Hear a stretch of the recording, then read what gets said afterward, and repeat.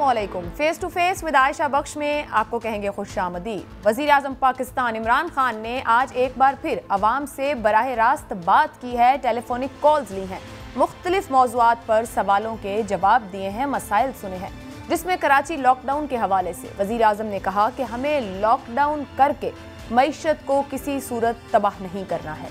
दीगर मौज़ूआत जिन पर वज़ीर आज़म ने गुफ्तगू की उनमें लर्जा खेज नूर मुक़द्दम कत्ल केस पर कि कोई भी ताकतवर कानून से नहीं बच सकता। हालांकि पाकिस्तान का माजी बईद और माजी करीब इस हवाले से भयानक है। आज़ाद सहाफ़त को वज़ीर आज़म ने एक ब्लेसिंग नेमत कहा, लेकिन पाकिस्तान में आज़ाद सहाफ़त की तारीफ पर ही इत्तेफाक नहीं है। आज सीनियर सहाफ़ियों से जो कि हमारे प्रोग्राम का हिस्सा हैं, खुसूसन ये तारीफ पूछेंगे कि आखिर है क्या। कहा जाता है कि पाकिस्तान में बात करने की आज़ादी है, लेकिन बात करने के बाद भी आज़ादी है, इस पर रावी खामोश है।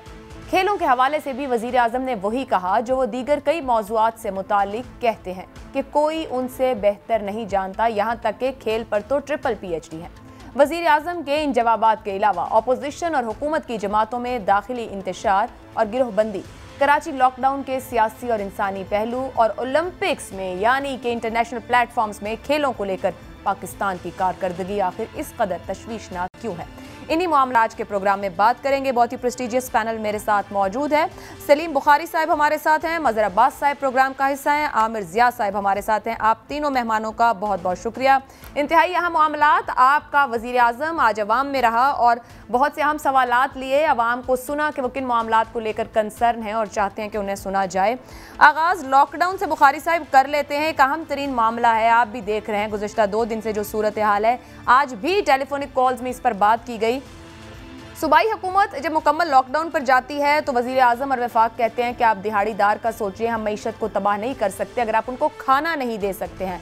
अब ये फरमाइएगा कि जो सिंध का हुकूमत का लॉकडाउन है वो एक इंसानी फैसला है, सियासी फैसला है, क्योंकि दोनों जानिब से इस पर बयानबाजी जारी है।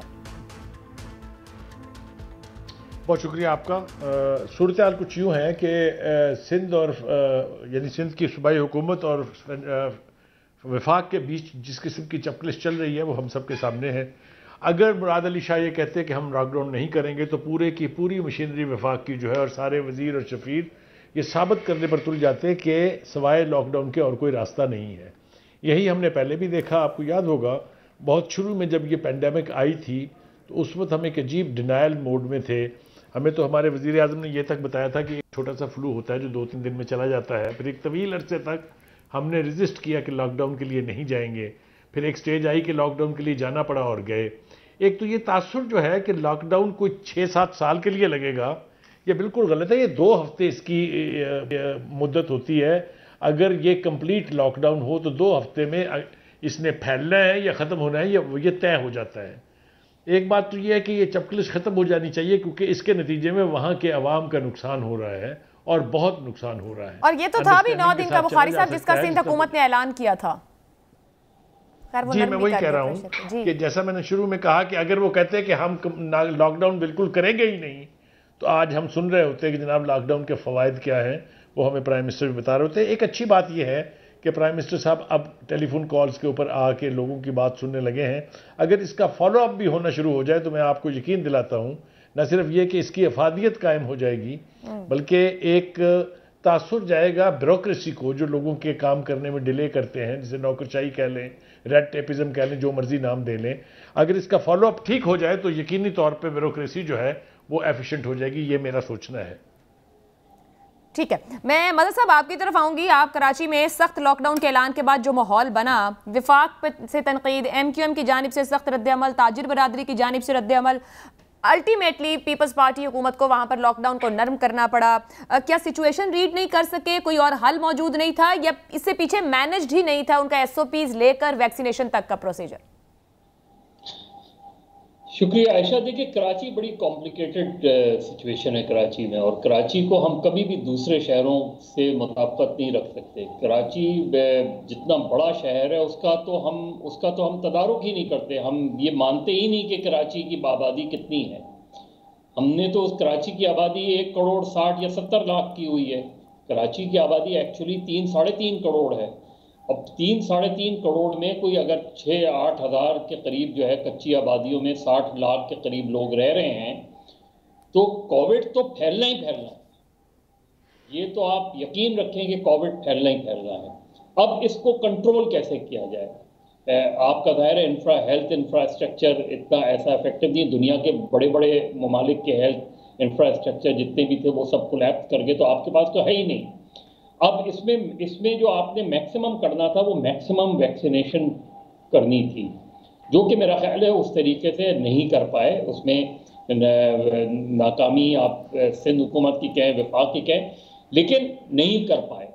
अब सिचुएशन क्या थी उन्हें कि क्या करें? एकदम एक नया वायरस आ गया, नया वायरस खौफनाक तरीके से फैल गया। हॉस्पिटल्स आप जाएं तो हॉस्पिटल्स में ओवर क्राउड हो गया है। अब उसको सिर्फ ईज करने के लिए उन्होंने कहा कि जी एटलीस्ट जो बड़े बड़े मॉल हैं, बड़े बड़े जो मार्केट्स हैं, उनको क्लोज करके देख लें। उनको शायद उसकी वजह से चीज़ें फैल रही हों, क्योंकि हमारे यहाँ लोग तो फॉलो नहीं करते। ये तो बात इस्टेब्लिश हो चुकी है कि लोग SOPs फॉलो नहीं करते। पढ़े लिखे लोग जो है इसको वायरस ही नहीं समझते। यानी ये सिर्फ नीचे के आम आदमी की बात नहीं हो रही, मैं पढ़े लिखे लोगों की बात कह रहा हूँ।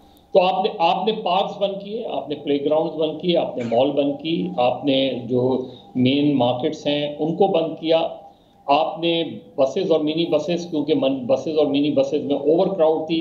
अब यहाँ भी मैनेजमेंट का मसला है। ये अगर आप SOPs को फॉलो करके बसेस और मिनी बसेस के जितने पैसेंजर्स डिसाइड किए, इसको क्यों नहीं इन्फोर्स कराया आपने? इसको इन्फोर्स कराना चाहिए था, उस इन्फोर्समेंट के साथ वो चलती रहती, लेकिन नहीं कराया। अल्टीमेटली उसको भी आपने बंद किया। आपने स्कूल कॉलेजेस इसलिए बंद किए कि आपने कहा कि बच्चे कैरियर हो सकते हैं, चले आपने स्कूल कॉलेजेस भी बंद कर दिए। अब बड़ी सनतें अगर आपने बंद नहीं भी की और आपने कहा कि बड़ी सनतों में लेबर कैसे आएगा? वो आएंगे कैसे? वो आते बसेस वगैरह में। तो मेरा ख्याल है कि जहां गवर्नमेंट ने, सिंध गवर्नमेंट के पास ऑप्शन कम होते जा रहे थे, तो उन्होंने एक ट्राई ये की कि जी आप 7-8 दिन तक थोड़ा सा सख्त लॉकडाउन करके देख लें, कंप्लीट नहीं, सख्त लॉकडाउन करके देख लें। अब ये मामला था NCOC और सिंध गवर्नमेंट के दरमियान। इसमें बीच में शुरू हो गई पॉलिटिक्स। असद उमर साहब बात कर रहे थे मुराद अली शाह से, मुराद अली शाह बात कर रहे थे डॉक्टर फैसल और असद उमर से। ये चीज उस तरह सॉर्ट आउट होती, लेकिन एक तरफ दूसरे मिनिस्टर्स जो है वो सिंध गवर्नमेंट के ऊपर हमला आवर हो गए। एक तरफ बिलावल भुट्टो ने जो है एक इंतहाई जो है इस तरह का बयान दिया कि उससे चीजें और फ्लेयर अप हो गई। तो मेरा ख्याल है ये मामला पॉलिटिसाइज करने का नहीं है, मामला बैठ के रिजॉल्व करने का है, क्योंकि ये सबका इशू है। कराची याद रखें, कराची माशी हब है, कराची मिनी पाकिस्तान है। कराची बचेगा और कराची को बचाना सबकी जिम्मेदारी है। बदकिस्मती से वो जिम्मेदारी कोई वेरी वैलिड पॉइंट्स साहब। आमिर साहब आपकी तरफ आऊं, मईशत मुश्किल में पड़ेगी, ये वजीर आजम साहब ने आज कहा, ये सुनिएगा, फिर इससे आप पर सवाल रखती हूँ। सिंध गवर्नमेंट को सिर्फ हमारा ये है कि जब आप लॉकडाउन करते हैं तो अपने ज़हन में डाल लें कि आप लोगों को भूखा रखेंगे, और अगर आपके पास वसाइल ही नहीं है लोगों तक खाना पहुंचाने के लिए, तो भूखे लोगों को आप लॉकडाउन नहीं कर। हमारी माइशत इतने मुश्किल वक्त से निकली है और अल्लाह का करम है कि अब ऊपर जा रही है। हमने किसी सूरत लॉकडाउन करके अपनी माइशत को तबाह नहीं करना। आमिर साहब, कराची को रीड करना और इंप्लीमेंट कराना वाकई बड़ा सवालिया निशान है। ये फरमाइएगा कि क्या वाकई पीपल्स पार्टी मईशत को नुकसान पहुंचाना चाहती थी, या पीपल्स पार्टी के पास, जो मदर साहब कह रहे हैं, ऑप्शन ही नहीं था हुकूमत के पास? देखिए, एक बात तो बहुत ट्राइड एंड टेस्टेड है ना। जब पहली लहर आई थी तो हमारा जो अपर मिडिल क्लास तबका था और बहुत सारे जो टीवी पे हमारे कमेंटेटर्स थे, उनका कहना यह था कंप्लीट लॉकडाउन किया जाए। उस वक्त वफाकी हुकूमत ने एक स्टैंड लिया कि जनाब हम या तो पार्शियल करेंगे, स्मार्ट लॉकडाउन करेंगे, लेकिन कंप्लीट लॉकडाउन नहीं करेंगे। अच्छा, उसका क्या नतीजा निकला? उसका नतीजा निकला कि भारत की तरह हमारे कोई पैनिक सिचुएशन क्रिएट नहीं हुई, हमारी सप्लाई लाइन मुतासर नहीं हुई, और हम उस क्राइसिस से निकल गए, और हम पे वो जो माशी तौर पे बुरान आ सकता था नहीं आया। और उस चीज को फिर आप देखिए कि बैनुल-अक़वामी तौर पे तस्लीम किया गया कि पाकिस्तान ने पहली लहर पे, जब बहुत सारे हमारे दानिश्वर कहते थे जी कंप्लीट लॉकडाउन कर दें, यूरोप की तरह कर दें, चीन की तरह कर दें, हमने नहीं किया, क्योंकि हमारे मारूजी हालात यानी कि ऑब्जेक्टिव कंडीशंस जो है वो बिल्कुल मुख्तलिफ हैं यूरोप से। चाइना की तरह हम हर घर के अंदर खाना नहीं पहुंचा सकते, हम एक पसमानदा मुल्क है, गरीब मुल्क है। कराची में हालात और ज्यादा पेचीदा होते हैं, जिसमें बिल्कुल मजहर अब्बास साहब ने बड़ी अच्छी तरह रोशनी डाली कि हमारे यहाँ जो है पसमानदा तरीन बस्तियां हैं, छोटी छोटी गलियां हैं। आप वहां पर 15 लोगों को छोटे से एक कुनबा जो है, एक छोटे से घर में रहता है एक बहुत बड़ा कुनबा, आप कैसे लॉकडाउन कर सकते हैं? तो बात ये कि कंप्लीट लॉकडाउन जो है वो हल नहीं है। सिंध हुकूमत के साथ जो एक मेरे ख्याल में भूल हुई या उनके लिए जो चैलेंज है वो ये कि उन्होंने कि जब कहते हैं ना हालात अम थे, तो आपको जो अपनी SOPs को एनफोर्स कराना था, कानून की बालादस्ती करानी थी, उसमें बिल्कुल नाकाम रहे। शहरियों का ताउन हासिल नहीं कर सकी पाकिस्तान पीपल्स पार्टी, लोगों को मोटिवेट नहीं कर सकी। उसकी वजह क्या है? क्योंकि हमारे यहाँ पॉलिटिकल डिवाइड बहुत ज्यादा है। इस काम के लिए हुकूमत आमिर साहब की जो आप पॉलिटिकल डिवाइड की बात करें, मैं इसी पर आप पर एक इसको सवाल को थोड़ा और खोल देते हैं, जो मजहर साहब ने जहां कंक्लूड किया कि पॉलिटिसाइज कर दिया गया। अगर वजीर आला सिंध बात कर रहे थे डॉक्टर फैसल सुल्तान से, असद उमर साहब से, NCOC के नीचे फैसले हो रहे हैं, तो विफाकी वज़रा को उसमें जंप इन करने की जरूरत क्या थी? ऑलरेडी विफाक और सिंध हर मामले पर फेस टू फेस आकर खड़े हो जाते हैं। अब यहाँ पे भी वही मामला हुआ, एक बयान वहां से, एक बयान वहां से। ये तो इंटेंशनली इसको पॉलिटिसाइज कर दिया गया। जो मामला इंसानी था उसको खुद आगे आकर विफाकी वज़रा की जानिब से एक बड़ा मैस अप कर दिया गया कि अब एक दूसरे पर बयानबाजी शुरू हो जाए और एक दूसरे को क्रिटिसाइज करने लगे। मसले का हल नहीं है फिर दोनों के पास। नहीं, बिल्कुल आपने देखिए एक वैलिड पॉइंट उठाया, लेकिन मैं समझता हूं कि आग दोनों तरफ लगी हुई है। आप ये नहीं कह सकते कि जिम्मेदार सिर्फ वफाकी हुकूमत है या सिंध हुकूमत उससे मुबर्रा है। दोनों तरफ से मैं देखता हूं कि प्रोवोकेटिव स्टेटमेंट्स दी जाती रही और मुसलसल दी जा रही हैं। और फिर यहाँ पे जो एक सूरत हाल है अर्बन सिंध की, उसके अंदर आप देखें कि खलीज बढ़ती जा रही है, क्योंकि लोगों को एहसास ये हो रहा है कि जी रिप्रेजेंटेशन नहीं है। जो हमारे देरीना मसाइल है, हमारे यहाँ मिनी बस क्यों चलती है? इसलिए कि मास ट्रांजिट नहीं है हमारे यहाँ, मतलब है कि वो अकाउंट क्यों नहीं होता? बहुत सारे जो इश्यूज हैं उसकी जिम्मेदार वफाकी हुकूमत भी है और सूबाई हुकूमत के पास माशाल्लाह 18वीं तरमीम के बाद तमाम तरह इख्तियारात हैं। तो शहरी इलाकों के लोग समझते हैं कि जी जो हमारी सूबाई हुकूमत है उसने वो तवज्जो नहीं दी हमारे मसाइल की तरफ जो उसको देनी चाहिए। इसका कराची जैसा शहर, हैदराबाद जैसा शहर जो मुतकादी है, तो वो जब आप नहीं करते, आपने दौरान हम उन चीजों को एड्रेस नहीं किया, आपने मास ट्रांजिट नहीं दिया, तो फिर आपको एक्सट्रीम मेजर्स लेने पड़ेंगे। और एक्सट्रीम मेजर्स का मैं आपको यकीन दिलाता हूं कि अगर आपने कोशिश की, ना हुकूमत सूबाई हुकूमत के पास ये ताकत और अहलियत है कि वो लॉकडाउन को एनफोर्स कर सके, तो आपको ये चाहिए था कि आप पॉलिटिकल फोर्सेस को मिलाकर लोगों को मोटिवेट करके SOPs पे अमल करते, स्मार्ट लॉकडाउन करते, कुछ जगहों को बंद करते, कुछ जगहों को खोलते। आपने जो की, तो आप देखिएगा ये चीज बाउंस बैक करेगी। मुझे मदर साहब का कमेंट ले लूं। आमिर साहब, बड़ी माजरत है कि जो आपने बात की, ये बहुत ही इसका बहुत ही इम्पैक्ट भी नजर आता है। आप कह रहे हैं ना ताकत है ना अहलियत है सिंध हुकूमत के, उन्हें पॉलिटिकली ऑन बोर्ड करना चाहिए था दीगर फोर्सेस को। मदर साहब, क्या पीपल्स पार्टी ने एफर्ट नहीं की, सिंध हुकूमत ने एफर्ट नहीं की? और दूसरी जानिब ये भी कि जो बाकी पॉलिटिकल फोर्सेस मौजूद हैं, क्या उनका भी फर्ज नहीं बनता कि अगर ऐसी सूरत हाल है तो एक स्टेप आगे आए और खुद से अपना हिस्सा डालें ऐसी किसी भी कंडीशन में? देखिए, जो आमिर ने बात की वो काफी हद तक ठीक है, लेकिन जब शुरू हुआ था तो सिंध गवर्नमेंट ने क्या कहा था? सिंध गवर्नमेंट ने कहा था कि बॉर्डर्स और एयरपोर्ट ये दो ऐसी जगहें हैं जहां से वायरस आ सकता है। उस वक्त तक पाकिस्तान में वायरस नहीं आया था। आया कहां से वायरस? वायरस उधर से आया ना। आपने बॉर्डर नहीं रोका, आपने लोगों को आने दिया, फिर उनको वहीं सही मानों में क्वारंटाइन भी नहीं किया आपने। जो ईरानियन बॉर्डर्स ये उससे आए। अभी ये जो लेटेस्ट वायरस आया, ये कैसे आया? इसलिए कि आपने एयरपोर्ट पे सही मानों में इंतजामात किए ही नहीं हुए हैं। इंतजामात किसकी जिम्मेदारी है एयरपोर्ट पे? वफाकी हुकूमत की। उन्होंने एयरपोर्ट पे, मैं कई मिसालें, और मैंने पर्सनली असद उमर साहब को फोन करके ये चीजें बताई कि जी मेरे कुछ लोग जानने वाले आए, तो उन्होंने कहा एयरपोर्ट पे किसी ने सवाल तक नहीं किया हमसे, और आ गए ग्रुप की शक्ल में आ गए। ये शादियों में अटेंड करने आ रहे हैं पूरे ग्रुप की शक्ल में। उनमें से किसी को सही मानों में एयरपोर्ट पे चेक एंड बैलेंस ही नहीं था, तो वो वायरस आ गया। अब सिंध गवर्नमेंट की नाअहली जो है वो इंतजामी नाअहली है, उनकी नाकिस इंतजामिया है, इनकॉम्पिटेंट इंतजामिया है। और ये आमिर की बात ठीक है कि अगर आप डिस्ट्रिक्ट फर्स्ट करें, आपको ये है कि डिस्ट्रिक्ट सेंट्रल से सबसे ज्यादा केसेस आ रहे हैं या डिस्ट्रिक्ट वेस्ट से सबसे ज्यादा केसेस आ रहे हैं, तो डिस्ट्रिक्ट वेस्ट को लॉकडाउन कर देते हैं। डिस्ट्रिक्ट वेस्ट को लॉकडाउन करके वहां मैक्सिमम वैक्सीनेशन शुरू करवा देते। आप बाकी शहर में स्मार्ट लॉकडाउन करते या नहीं करते, लेकिन जहां सबसे ज्यादा केसेस आ रहे हैं, सबसे पहले उस एरिया को क्लोज करें, उस एरिया को क्लोज करके आप वहां वैक्सीनेशन वो करें, क्योंकि कराची एक तकरीबन एक मुल्क के मानंद है। ये बिल्कुल दुरुस्त मौलाना साहब, इंतजामी तौर पर अपनी सलाहियत को देखते हुए स्ट्रेटेजी बनाने की जरूरत थी। सलीम बुखारी साहब, ये तो कंक्लूड यूं हुआ कि जो सियासी जमातें हैं वो जिम्मेदारी डालना ज्यादा पसंद कर रही हैं, एक दूसरे पर जिम्मेदारी लेना नहीं। पंजाब की तरफ आ जाते हैं, क्योंकि पीटीआई ने तो अब सिंध का रुख कर लिया है, पंजाब कश्मीर जीबी सब फतह करने के बाद यहाँ खामोशी हो गई है। शहबाज साहब भी खामोश हैं, हमजा भी खामोश हैं, ये सियालकोट कश्मीर शिकस्त के बाद। अभी गालबन को इंटरव्यू भी आज शहबाज साहब देने जा रहे हैं, मरियम करंटीना में हो गई हैं, तो ये अब खामोशी रहेगी जब तक कुछ तय नहीं होता, या कोई यकसुई नून लीग के क्वार्टर से सामने आएगी? देखिए, ये जो लल बिफोर द स्टॉर्म होता है ना, ये बड़ा मानी खेज जुमला है अंग्रेजी जबान में भी, और पॉलिटिकली अगर आप देखें इसको तो इसके और बहुत सारे मानी निकलते हैं। एक वक्त में हमें यूं लग रहा था कि नवाज शरीफ साहब जो है वो शायद अपनी जान से हाथ धो बैठेंगे यहीं पर, फिर हमें ओवरनाइट पता चला कि नहीं जनाब, वो तो सीढ़ियां चढ़ के नहीं बल्कि भाग के सीढ़ियां चढ़ के जहाज से बाहर चले गए हैं।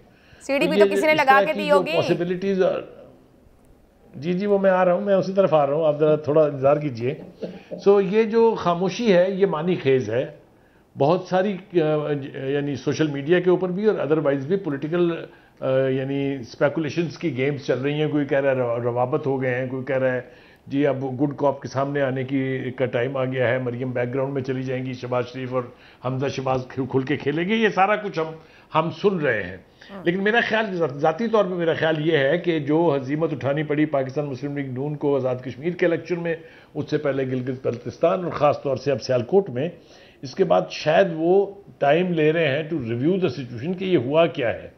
ये सीट सियालकोट के निकल जाने का बहुत सख्त सदमा होना चाहिए मुस्लिम लीग को, और है सदमे में खामोशी तो नहीं है, और मुझे इसका इल्म ये वो खामोशी, मैंने जैसा कहा कि इट इज़ लल बिफोर द स्टॉर्म, कुछ होने वाला है, कुछ हो रहा है, कहीं कोई बैक ट्रैक, कोई पता नहीं ट्रैक, आपको लगता है बुखारी साहब कुछ होने वाला है एक साथ?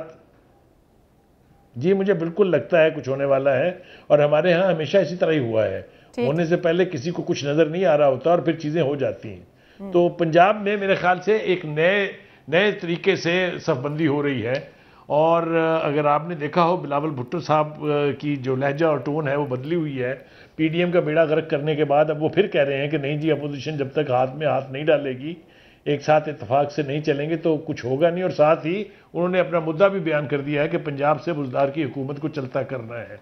तो ये जो जैसा मैं कह रहा हूँ, ये सारे एक दूसरे को अभी असेस कर रहे हैं, थोड़ा सा पीरियड इस खामोशी का गुजरेगा, लेकिन हंगामा खेजी ज़्यादा दूर नहीं है। सर इसी असेसमेंट में तो वो एक दूसरे से दूर हो गए थे, वो ये तो पुरानी बात हो गई पीपल्स पार्टी की तरफ से। आमिर ज़िया साहब जो ये बात कर रहे हैं, जी कहिए बुखारी साहब कुछ कहना चाह रहे हैं? बस मैंने एक जुमला कहना था कि कुर्बतदारी की बातें होनी शुरू हो गई हैं। देख लीजिएगा, ये कुर्बतदारी ऐसी होती है कि पता चलता है साथ वाला कुछ और हाथ दिखा गया। आमिर ज़िया साहब, ये जो बुखारी साहब बात कर रहे हैं कि यकसू होंगे और ये कुछ होने को है जो अभी दिख नहीं रहा है, ये जो रेटरिक है नून लीग को लेकर 4 साल से यही सूरत हाल है, कन्फ्यूजन है, अब इस्टेब्लिश भी हो गया कि जी उनके अंदर ही मसाइल मौजूद हैं। आपको भी लगता है कि कोई यकसुई दिखेगी आने वाले दिनों में नून लीग की तरफ, किसी एक जगह जाकर ये थम जाएगा कन्फ्यूजन इनका? ये जो बुखारी साहब ने फरमाया ना कि जो कुछ होने वाला है, अब मेरा सवाल ये होता है कि कहाँ कुछ होने वाला है? सूबाई हुकूमत के साथ कुछ होने वाला है, नून लीग में कुछ होने वाला है, मरियम नवाज कुछ करने वाली हैं, शहबाज शरीफ का पैंतरा है, तो इबाम छोड़ा क्योंकि सीनियर हमारे वो है, बुजुर्ग हैं, तो मैं समझता हूँ उनके इबाम का मतलब कहते ना चीज है। मेरी राय में ये कि ज्यादा तो जो है क्राइसिस में या पुरानी कैफियत बुजदार से ज्यादा खुद नून लीग के अंदर है, क्योंकि मुझ में इतना आर्ट नहीं है कि मैं एक इमाम के साथ बात कर सकूं।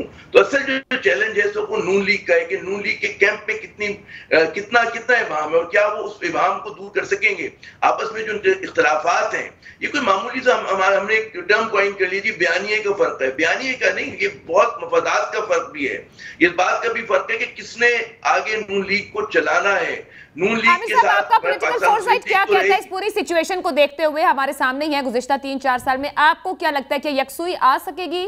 क्या किसी एक जगह पर जाकर फैसला साजी खड़ी होगी शहबाज साहब या मरियम बीबी की तरफ?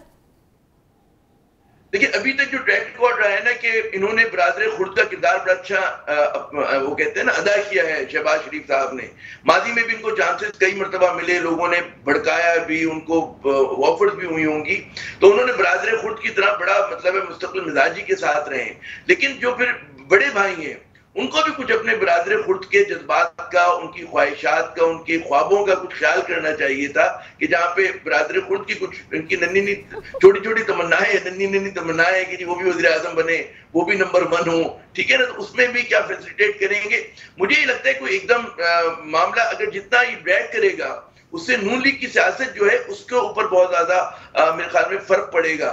और जैसे जैसे इलेक्शन के करीब आएंगे तो अगर इन्होंने ज़बान को दूर नहीं किया तो इसका मतलब ये होगा कि नून लीग जो है वो उतनी एफिशिएंट मशीन की तरह पे खेल नहीं खेल सकेगी जो उसको करना चाहिए 2023 के इंतखाबात में। ये एक बहुत बड़ा उनके लिए चैलेंज होगा। तो अभी देखना है कि क्या ऐन वक्त पे वो मरियम साहिबा को पीछे कर लेते हैं। ये नहीं हो सकता क्योंकि मरियम साहिबा और जो उनके साथी हैं, जो उनके, और वो ज्यादातर वो लोग हैं जो इलेक्टेबल्स नहीं है, मतलब है वो है कि जिनकी सीट्स नहीं है, जो मरियम साहिबा को एडवाइस करते हैं, उनकी कोचिंग करते हैं, तो वो तो चाहते हैं कि जी भिड़ जाएं और मतलब है हम कोई बड़ा जुर्रत का सबूत दे दें। तो लेकिन अगर मरियम साहिबा की हिकमत अमली पे चलेंगे तो जो पाकिस्तान मुस्लिम लीग है उसका जो एक अपना मिजाज है वो मेरे ख्याल में उससे मैल नहीं खाता। वो जो मुहिम जो ही है वो चंद मुट्ठी भर अफराद तो कर सकते हैं, उनमें कुछ पुराने बाएं बाजू के लोग भी हैं जो मतलब पलट गए। आगाज में सवाल उठाए हैं ना, मैं इस पे बुखारी साहब ये फरमा दीजिएगा कि वो कोई आपका तज्जिया था या खबर थी, और कहां पर क्या होने को है, वो आमिर साहब भी यही जानना चाह रहे हैं। पहली बात तो यह है कि आमिर साहब खुद बहुत नपी तुली गुफ्तगू करते हैं, इसलिए उनके साथ इख्तलाफ करना इतना आसान नहीं होता। लेकिन फिर भी मैं 2-3 हवाले आपको दे देता हूं, उससे हम लोग कुछ असेस करने की पोजीशन में होंगे। ये मीन में से शीन निकलेगी, शीन में से नून निकलेगा, ये सुनते सुनते 30 साल मेरे गुजर गए हैं। भाइयों में लड़ाई हो गई, भतीजों और कजन में लड़ाई हो गई। ये तोड़ फोड़ का जो ख्वाहिशात हैं ये आज तक सरफेस पे होती नजर नहीं आई हैं। ये सारी हमारी इंटरप्रिटेशंस हैं, कहीं किसी का कोई डायरेक्ट जुमला नहीं है। शहबाज शरीफ ने ये नहीं कहा है कि मुझे अलहदा से कोई मुस्लिम लीग बनानी है। आप ये उठा के देख लीजिएगा कि ये सारा कुछ हम सुनते सुनते तंग आ गए हैं। और जहां तक उनके प्राइम मिनिस्टर बनने की ख्वाहिश का ताल्लुक है, 2 मौके आए थे। एक वो जब जनरल मुशर्रफ आए थे मियां शरीफ से मिलने के लिए और उन्होंने कहा कि शहबाज शरीफ हमें दे दें और नवाज शरीफ को आप वापस ले लें। ये रिकॉर्ड शुदा बात है, ये हवा में नहीं है। तो उस वक्त इसी भाई ने कहा था कि मैं बड़े भाई के होते हुए पाजीदे होंगे हैं, मैं तो वजीर आजम नहीं बनना कभी भी। उसके बाद जब खाकान अब्बासी साहब को बनाया गया, that was an excellent opportunity कि उस वक्त उनको बना दिया जाए। तो उनसे पूछा गया तो उन्होंने कहा था नहीं मैं पंजाब में रहना चाहता हूं। तो ये जो हम ख्वाहिशात रखते हैं ना कि जी इख्तलाफात हो गए, कत्लेआम हो गया, ऐसा कुछ नहीं है। कत्लेआम हुआ है अगर तो पीटीआई में हुआ है। जहांगीर तरीन का गुप बना, उन्होंने पब्लिक में खड़े होकर कहा, उसके बाद असेंबली के अंदर एहतजाज हुए, ये सारा, इसकी तो कोई बात नहीं कर रहा। ये भी तो तोड़ फोड़ का अमल है ना। इस पे भी आ रहे हैं बुखारी साहब। मैं जरा मदद साहब का भी इस पे कमेंट ले लूं नून लीग की सियासत पर। मदद साहब, ये एहतजाजी तहरीक इंतखाबी मुहिम, इस पे बड़े कमेंट हुए कि नून लीग समझ ना सकी, इसीलिए कश्मीर और फिर सियालकोट में जो होना था वो हो गया। आपकी राय में ये जो दोनों गुफ्तगू कर रहे हैं बुखारी साहब और आमिर साहब, अगले इंतखाबात तक फिर नून लीग की क़यादत कौन कर रहा होगा? देखिए, मुस्लिम लीग नून का जो सबसे बड़ा प्रॉब्लम है वो ये कि मज़ाहमत उनसे हो नहीं पा रही और मफाहमत हो नहीं रही। क्योंकि मज़ाहमत करने के लिए बहुत कुछ करना पड़ता है और मफाहमत हो नहीं रही। और मफाहमत का जो वाहिद दरवाज़ा था वो लाहौर एयरपोर्ट पे बंद कर दिया गया।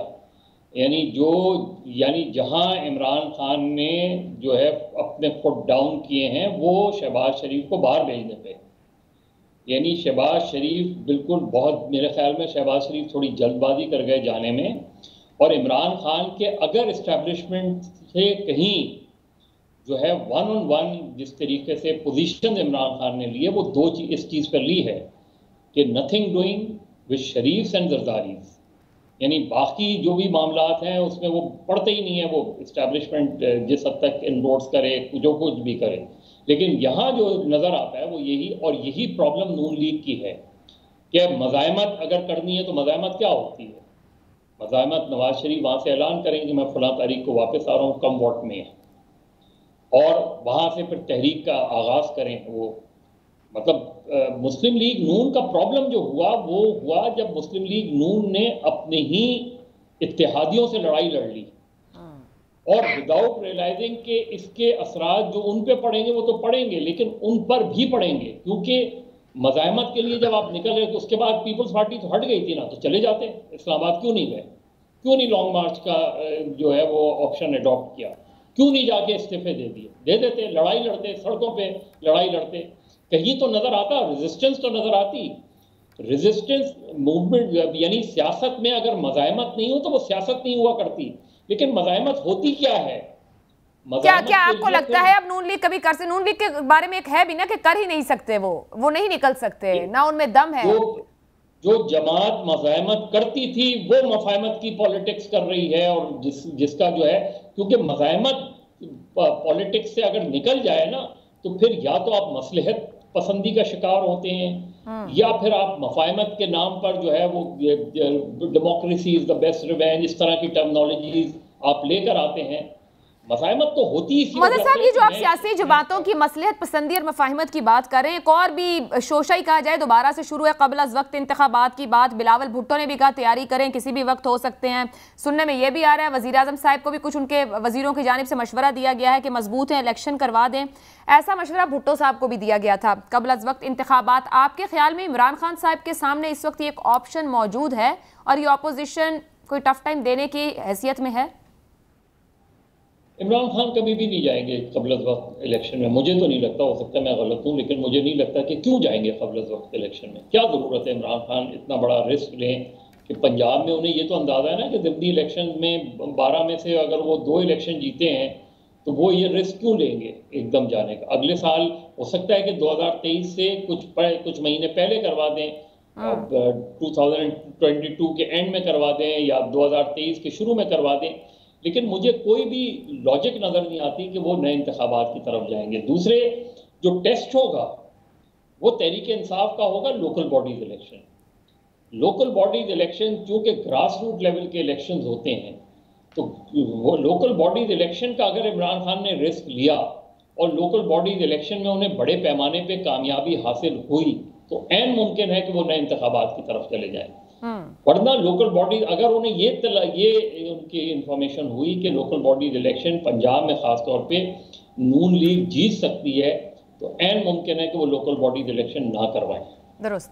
मैं आमिर साहब, यही जो बात मदर साहब कर रहे हैं, बज़ाहिर मजबूत है हुकूमत इस वक्त और जीत पर जीत मिली है, चाहे ज़िमनी में हार रही, पेज भी इंटैक्ट है, ऑपोजिशन इंतशार का शिकार है। आपके ख्याल में इस वक्त इमरान खान साहब अगले 2 साल की तरफ देखेंगे, कोई इंतखाब का ऑप्शन हो सकता है? और थोड़ा सा कमेंट में फिर आगे उसको बढ़ाऊंगी, ये जहांगीर तरीन जो ग्रुप है ये है पीटीआई में, ये नहीं है पीटीआई में? चले वो पहले सवाल की तरफ आते हैं पहले कि इमरान खान साहब इस वक्त उनको इलेक्शन कराने चाहिए नहीं कराने चाहिए। देखिए पहले जो 3 साल थे बड़े मुश्किलात के थे, क्योंकि इतनी बुरी हालत में मईशत मिली थी और हुकूमत को बड़े सख्त तरीन फैसले करने पड़े थे अपनी बेल्ट टाइटनिंग के, डिमांड को सप्रेस करना पड़ा था, आपकी इकोनॉमिक ग्रोथ बिल्कुल खत्म हो गई थी। अब जो है थोड़ा सा रिवाइवल जो है, जो कुछ हुकूमत ने इक़दाम लिए हैं वो रिवाइव हो रही, इकोनॉमी 3.94 हुई और अब तो वो ये कि जिस तरह से हमारे बहुत सारे सेक्टर्स अच्छे चल रहे हैं तो ये चीज मजीद बढ़ेगी। तो मेरे ख्याल में इमरान खान की ख्वाहिश ये होगी कि वो अपनी इस जो मजबूत कारकर्दगी है उसको मजीद मुस्तहकम करें, और वो ज़ाहिर है कि 2022 का साल होगा कि अगर वो ग्रोथ को जो है मजीद सरपास कर देते हैं और उसके नतीजे में जो है आपका कंस्ट्रक्शन सेक्टर हो गया, IT सेक्टर हो गया, टेक्सटाइल हुआ, आप नाम लेते चले जाएं तो बहुत सारे सेक्टर्स में दोबारा चीजें बहाल हुई हैं। हमारी इवन हैवी जो वो उसका मशीनरी का हुआ है उसमें चीजें बहाल हुई हैं। तो ये चीज मेरे ख्याल में उनको इस वक्त इस पर बिल्ड ऑन करना चाहिए। अच्छा, दूसरी बात जो इख्तिलाफात की है, हमें ये समझना चाहिए कि जो तरीन साहब का असर नफूज है वो मुल्की सियासत में तोड़ जोड़ का है। वो मतलब है जो इलेक्टेबल्स हैं उनको जहाज में भर के ला सकते हैं, पहुंचा सकते हैं, ले जा सकते हैं, लेकिन वो कोई पॉपुलर अपील के पॉलिटिशियन नहीं है। पीटीआई जो है वो आप समझ लें एक बहुत बड़ा फैन क्लब है इमरान खान का। मैं अगर पॉपुलर लेवल पे बात करूं, और पीटीआई में कोई उस तरह का अगर जो निकलेगा, जिस तरह एक जमाने में पीपल्स पार्टी की सूरत हाल हुआ करती थी कि आप जो है लीडरशिप से अगर अलग होते थे तो फिर आप कहीं नहीं खड़े होते थे। तो इसीलिए आप देखें कि जो लोग नाराज भी हैं इस वक्त इमरान खान से या आपके हुकूमत से या बुज़दार साहब से, तो वो भी जो है वो मतलब ढके छुपे अल्फाज में जो है तनकीद कर रहे हैं विद इन द पार्टी। और किसी भी डेमोक्रेटिक पार्टी में इख्तिलाफात होते हैं, ठीक है, बात नहीं है कि उन्होंने अपना ग्रुप बना लिया और उसके लिए लॉबी लेकिन खुलकर मैदान में ना तरीन साहब आए, ना खुलकर मैदान में ना आने की आखिर वजह क्या है? आमिर साहब एक ब्रेक लेना है मुझे, ब्रेक से आएंगे तो बात करेंगे तरीन ग्रुप ब्लैकमेल कर रहा है या ब्लैकमेल हो रहा है, इस ब्रेक के बाद।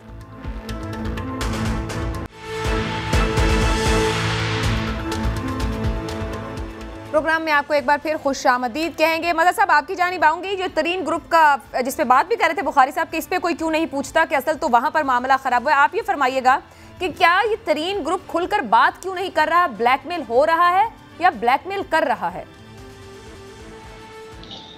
देखिए दोनों ही चीजें हैं। ये इनका जिस तरह आमिर ने कहा कि जहांगीर तरीन या उनके साथ जो लोग हैं, ये तो तय है कि अगर जहांगीर तरीन से कुछ बात बन भी गई तो जहांगीर तरीन के जो लोग उनके साथ खड़े हैं उन्हें तो टिकट्स नहीं देते इमरान खान।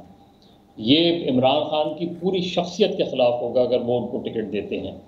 तो जहांगीर तरीन से कॉम्प्रोमाइज़ होने के इम्कानात मुझे कम नज़र आ रहे हैं।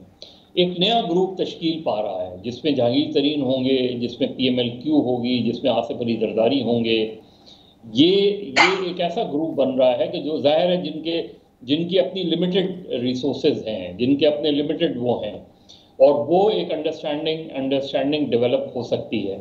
हाँ, अगर जहांगीर तरीन को कोई बहुत मेजर रिलीफ मिल जाता है, उनके सारे चीज़ें ख़त्म हो जाती हैं, वो हर चीज़ से बेल आउट हो जाते हैं, तो वो जाहिर है इमरान खान की बहुत सी बातें मान लेंगे। लेकिन क्या जहांगीर तरीन उन सारे लोगों को जो आज तक उनके साथ खड़े हैं उनको इसी तरह डिच कर देंगे? मेरा ख्याल है जहांगीर तरीन कर सकते हैं, और उसकी वजह यह है कि उनको समझा देंगे, कहीं एडजस्ट कर देंगे, पैसा बहुत है जहांगीर तरीन के पास उसमें।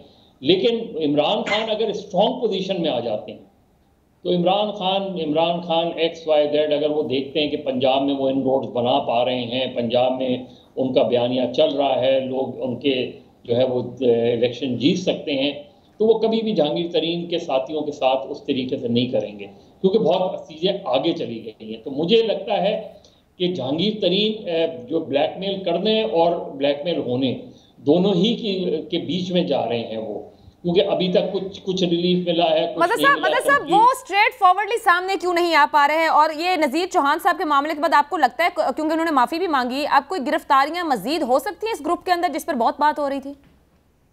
नहीं, मेरा ख्याल है जो गवर्नमेंट है वो बहुत हाश तरीके से नहीं आएगी, इसलिए कि वो उन्हें भी अंदाज़ा है। पंजाब में PTI में बहुत ग्रुपिंग्स हैं। पंजाब में PTI का हमेशा उस्मान बुज़दार PTI के इख्तलाफात का नतीजा है, और ये कोई 3 या 4 ग्रुप्स हैं जो PTI में एग्जिस्ट करते हैं पंजाब में, और इसी ने सबसे ज़्यादा नुकसान पहुंचाया PTI को। और सिर्फ पंजाब में ही नहीं, सिंध आ जाए, सिंध में PTI के कई ग्रुप्स हैं, और ऐसे नहीं है ग्रुप्स, वो बाकायदा एक दूसरे के खिलाफ साजिश करते हैं।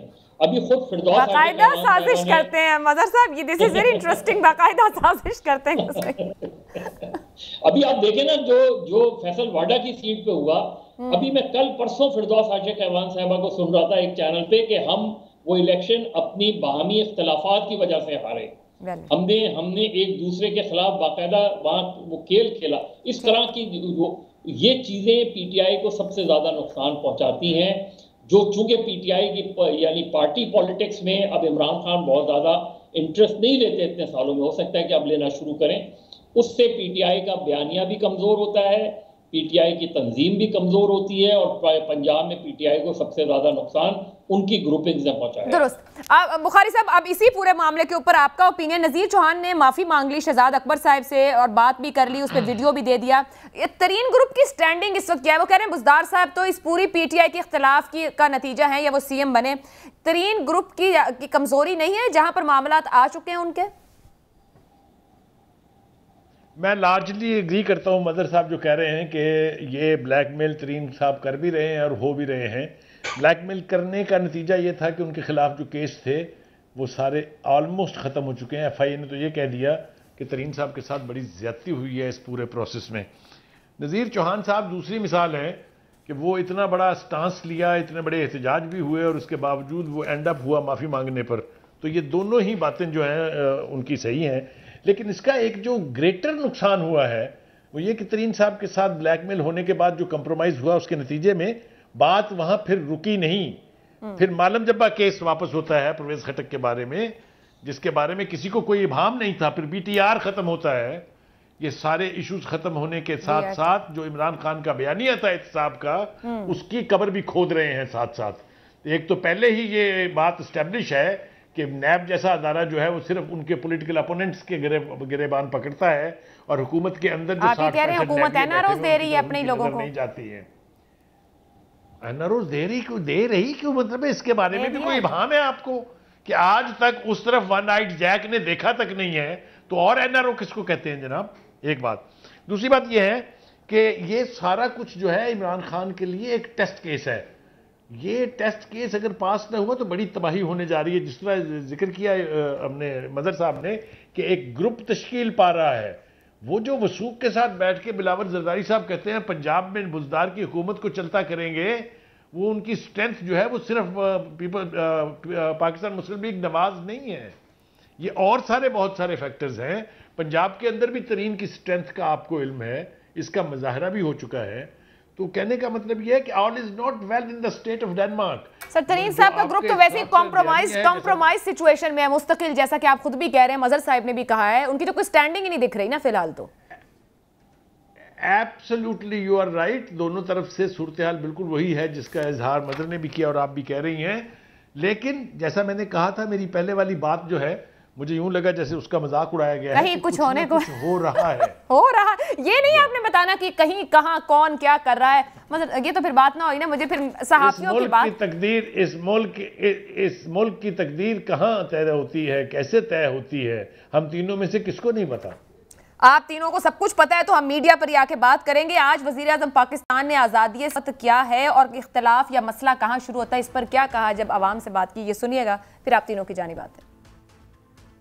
आज़ादी राय है, ये एक मुल्क के लिए एक बहुत बड़ी नेमत है, क्योंकि ये हमारी तरह के लोगों को सारा वक्त आगे करते हैं। अब आपने बताया ना ये कि जी वहाँ 4 जगह लोग रुकते हैं जौहर टाउन जाते हुए, वो जो दूसरी सड़क है, तो वो यही मीडिया का काम होता है, वॉच डॉग होता है मीडिया। मुझे सिर्फ मीडिया से इख्तलाफ तब होता है जब फेक न्यूज़ बनाई जाती है, प्रोपेगेंडा किया जाता है। गवर्नमेंट को मसलन ये जो EU की जो डिसइंफॉर्मेशन लैब में चीज़ें सामने आई हैं कि हिंदुस्तान ने फेक अकाउंट्स बनाए हुए हैं और उनको फीड कर रहे हैं पाकिस्तान से सहाफ़ी, जो पाकिस्तान फौज और पाकिस्तान के प्राइम मिनिस्टर के खिलाफ प्रोपेगेंडा कर रहे हैं। मेरा सिर्फ उधर मसला होता है, आप जो सही सहाफत है, मैं फिर से कहता हूं, जो तनकीद होती है मुल्क के लिए बहुत बड़ी नेमत है।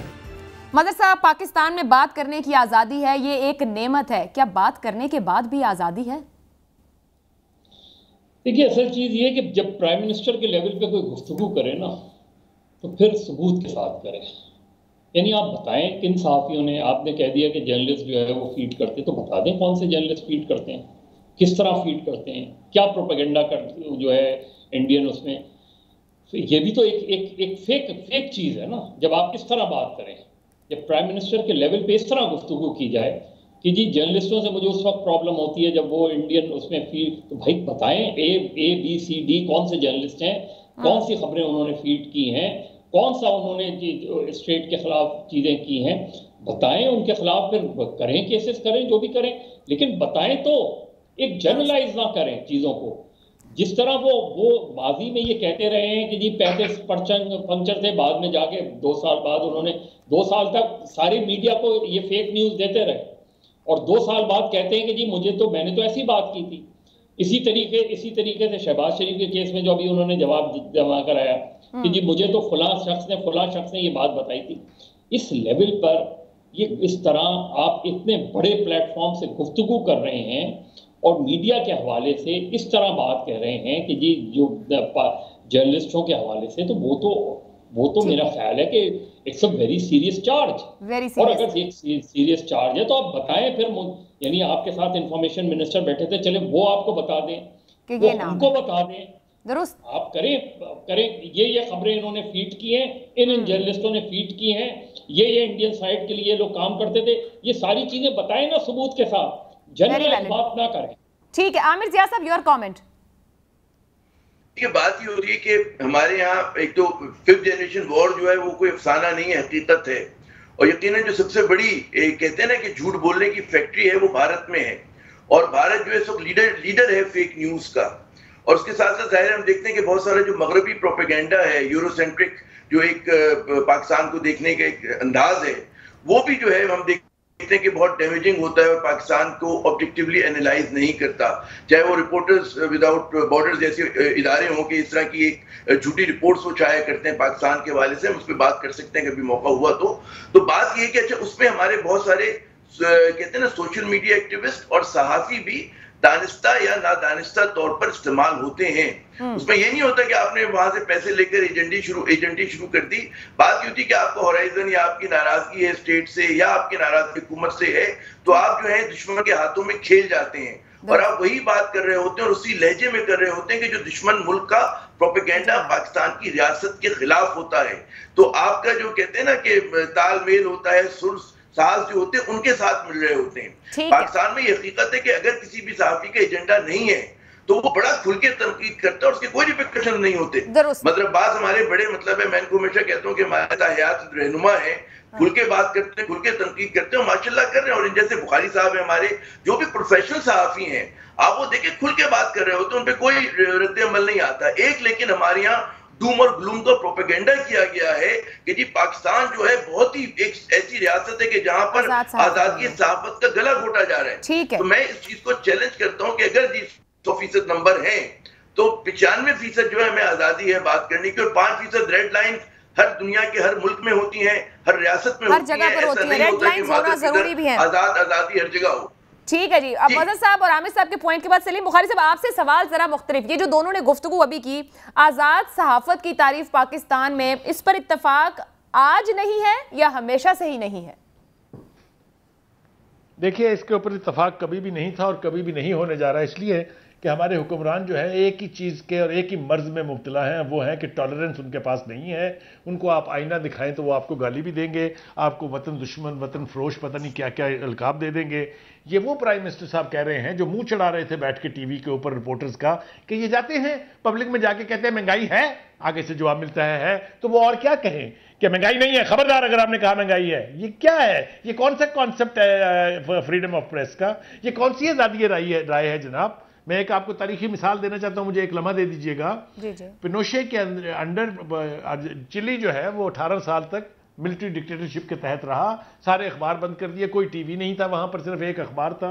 उसका एडिटर आया कराची में तो उसको कराची प्रेस क्लब ने इनवाइट किया था, मैं हिस्टोरिकली बता रहा हूं, छाबरा साहब उस वक्त उसके प्रेसिडेंट थे। तो उनसे पूछा गया कि जनाब आप बताइए प्रेस फ्रीडम का क्या हाल है, तो उन्होंने दलाइल से ये साबित करने की कोशिश की कि अगर प्रेस कहीं फ्री है तो वो सिर्फ चिली है। जब उनसे तकरीर के बाद गुफ्तगू की हमने और पूछा उनसे तो पता चला कि मौसूफ का कॉन्सेप्ट ऑफ प्रेस फ्रीडम खत्म हो चुका है, उन्हें पता ही नहीं प्रेस फ्रीडम होती क्या है after being under martial law for 18 years. तो जो खान साहब हैं उनके लिए प्रेस सारी बहुत फ्री। सर यहाँ पर तो मार्शल लॉ नहीं है ना, सीढ़ियां चढ़ रहे थे, तीसरा कंसेक्टिव जमहूरी दौर है बुखारी साहब। जी सर जी, जो मैं जुमला तो पूरा कर लूं, जब वो इक़्तिदार की सीढ़ियां चढ़ रहे थे तो यही मीडिया मोस्ट क्रेडिबल था, इससे अच्छा मीडिया दुनिया में कहीं नहीं था। और इक़्तिदार के वानों में पहुंचते ही उसके बाद इससे ज्यादा मैं अब इसके लिए क्या अल्फाज इस्तेमाल करूं, जो उनके साथी, उनके मशीर, उनके वजीर मीडिया के बारे में अब जब गुफ्तगू करते हैं वो आप तक भी पहुंचती है, मेरे दूसरे साथियों तक भी पहुंचती है। तो इसलिए प्रेस फ्रीडम उसी सूरत में हो सकती है कि जो आपकी लीडरशिप है वो टॉलरेंट हो, लीडरशिप ऑपोजिशन में रहे। मेरा ख्याल से लीडरशिप ऑपोजिशन में रहे तो मीडिया पसंदीदा रहेगा उसका। नहीं हो मीडिया, देखिए मीडिया फ्रीडम इतने ही, आमिर ज़िया ने 95% मीडिया फ्रीडम की बात कर दी। मैं हैरान हूँ वैसे इस स्टेटमेंट पे, इस पे फिर किसी वक्त गुफ्तगू कर लीजिएगा और मैं आपको मिसालें दे के बताऊंगा कि मीडिया कितना फ्री है पाकिस्तान। चले तय कर लेते हैं मीडिया फ्रीडम पे एक प्रोग्राम आप तीनों के साथ ही इसी पे करेंगे। जी बिल्कुल, जरूर ये जरूर हो गया। लेकिन एक इंपॉर्टेंट चीज जरूर, क्योंकि आपको भी इल्म है कि ओलंपिक में पाकिस्तान कहाँ खड़ा है और पाकिस्तान पीट रहे हैं। आज वजीर आज़म इमरान खान से भी खेलों के हालात पर बात की गई तो उन्होंने क्या कहा? मुझे जो टाइम देना चाहिए था स्पोर्ट्स को वो मैं नहीं दे सका, क्योंकि स्पोर्ट्स तो मैं जानता हूं बाकी चीज़ों से तो ज़्यादा मेरी अगर ट्रिपल PhD है वो स्पोर्ट्स के अंदर है। तरीका ये है कि हमने स्पोर्ट्स को एक इदारा बनाना है, उस पर प्रोफेशनल्स लेके आने हैं और वो अब मैं शुरू कर रहा हूँ। इसके बाद इस आखिरी 2 सालों में मैं अब पूरा जोर लगाने लगा हूँ स्पोर्ट्स के ऊपर भी। मजहर साहब, मुल्क का वजीर आजम ट्रिपल PhD है, खेलों का हाल सामने है, क्रिकेट भी ना 3 में ना 13 में, योर कॉमेंट?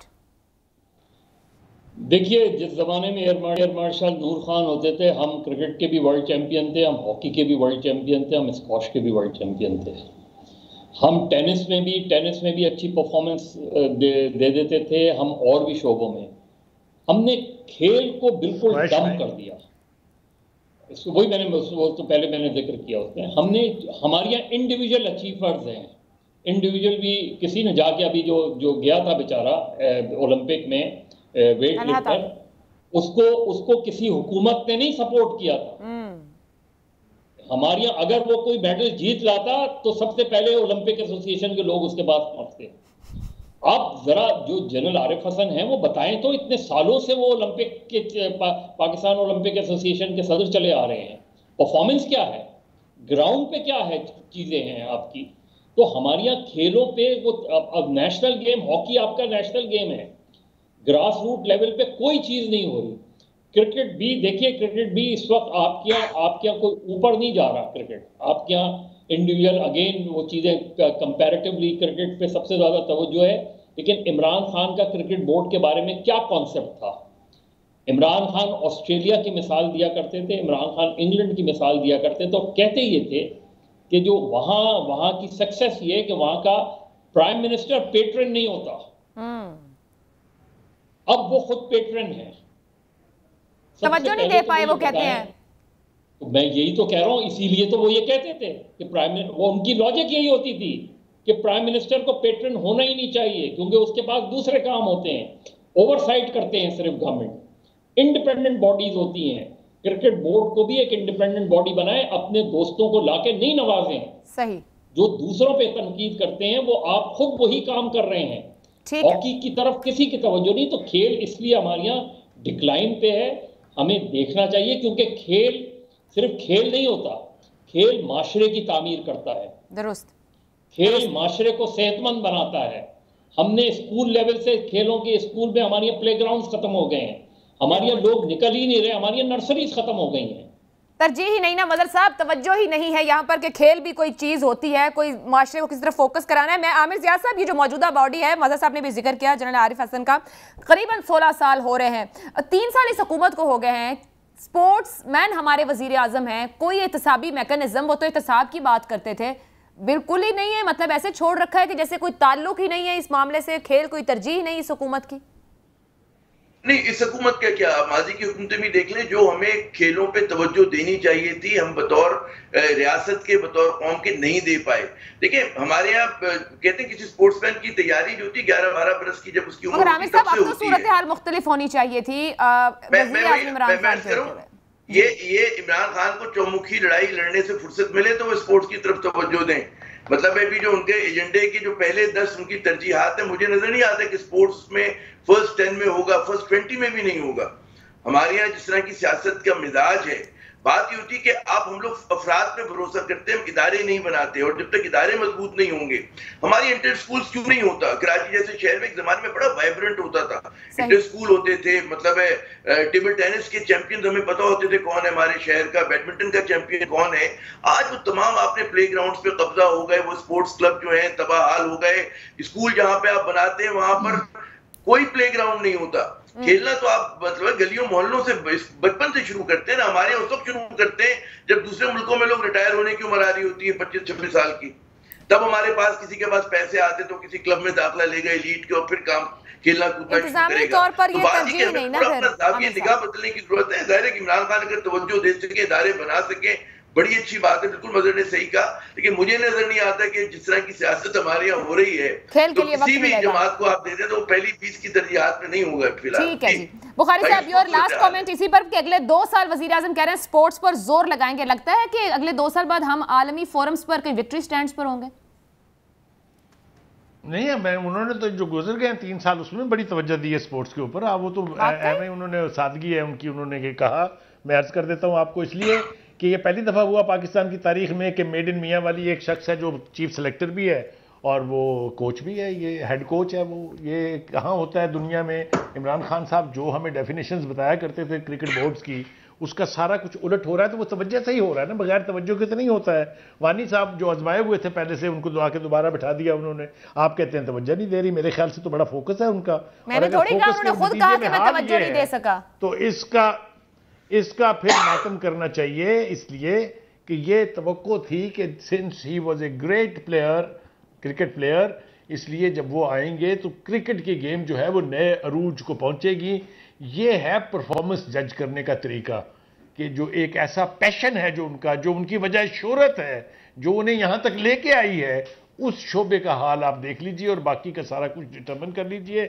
मेरे ख्याल से जब तक ये मेड इन मियां वाली टाइप लोग जो है पीसीबी में अड़े रहेंगे, मौजूद रहेंगे, क्रिकेट इस मुल्क की बेहतर नहीं हो सकती। इसको प्रोफेशनल लोगों के हाथों में, और जो प्लेयर्स हैं उनको की पोजीशन में जब तक आप नहीं लाएंगे, पीसीबी का यही हाल रहेगा और क्रिकेट इसी तरह दफन होती रहेगी। आप देख लीजिए जो सीरीज चल रही है उसमें हमारा क्या हाल हुआ इंग्लैंड में वेस्ट इंडीज से पहले, और किस मुश्किल से हमने एक मैच जीता है। ये सब कुछ आपके सामने है, यही वो परफॉर्मेंस है। अब इसको नए सिरे से उखाड़ पछाड़ करने का टाइम नहीं है। खान साहब ने अगला इलेक्शन की तैयारी करनी है, अगले इलेक्शन की तैयारी में खेल तरजीह कैसे बनेगा, लेकिन बुखारी साहब का यही है कि right choice for the right job पर तवज्जो करें। सलीम बुखारी साहब, मजहर अब्बास साहब, आमिर ज़िया साहब, बहुत बहुत शुक्रिया। इजाजत दीजिए, अल्लाह हाफ़िज़।